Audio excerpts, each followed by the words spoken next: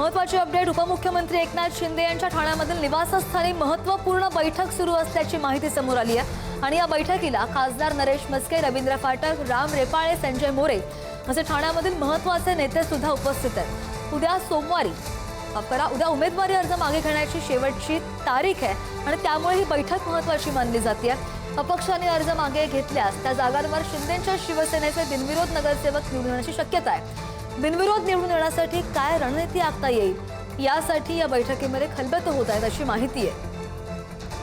त्या संदर्भात आणखी माहिती घेऊन प्रतिनिधी निकेश आपल्या सोबत आहेत। निकेश, बैठकीमध्ये काय घडलं? नक्कीच उद्या उमेदवारी अर्ज मागे घेण्याचा दिवस आहे, त्यामुळे उपमुख्यमंत्री एकनाथ शिंदे यांचं जे ठाण्यातलं निवासस्थान आहे त्या घरी जे आहे ते महत्वाची बैठक जी आहे ती पार पडताना आपल्याला पाहायला मिळते। आणि या बैठकीमध्ये ठाण्यातले खासदार नरेश म्हस्के असतील, रवींद्र फाटक, राम रेपाळे, संजय मोरे हे जे काही ठाण्यातले महत्वाचे नेते आहेत ते उपस्थित असलेले आपल्याला पाहायला मिळतात।